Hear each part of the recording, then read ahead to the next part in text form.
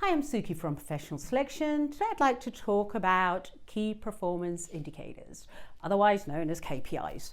Every business has them, but for the purpose of this video, I'm going to talk to how they apply to the recruitment industry. In fact, I'll take it one stage further and I'll use a recruiter on the candidate side as my example. KPIs are really important. Everybody needs to know what they're thriving towards and whether they're on track. So the first, now there are actually 7 or 8 KPIs that I hear of within this industry, but I certainly don't think you should be using all of them. So pick 3 or 4 that are applicable to your business and the individual.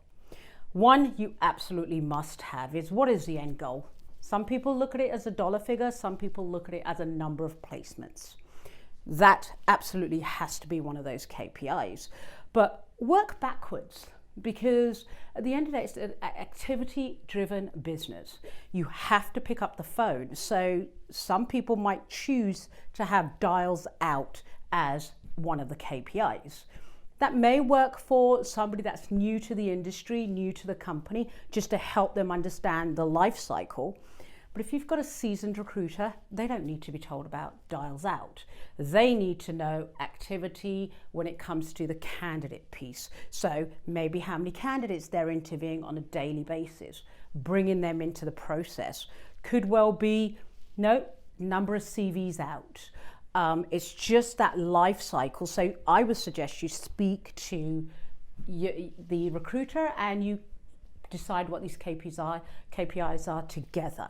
Now, once you've got these KPIs and you've got about 3 months worth of data, or actually it could even be after a month, again, depending on the person's experience, what does it all mean? What do you do with it? Well, review it.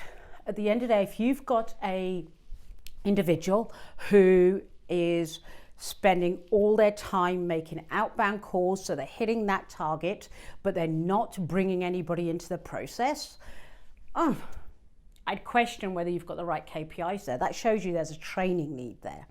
But on the other hand, if you've got somebody that is every month exceeding their targets, but only bringing in 3 or 4 candidates a week, for example, I would look at it and say that that individual has potential to be even a higher biller. So I would again adapt those KPIs. As always, I'm sure there's many different ways of looking at KPIs and different opinions, but ultimately in our business, they're a must.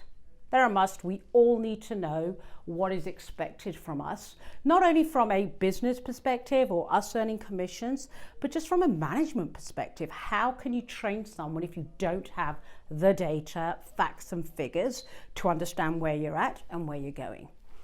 As always, love to hear your opinion, so feel free to leave a comment below. Thanks for listening.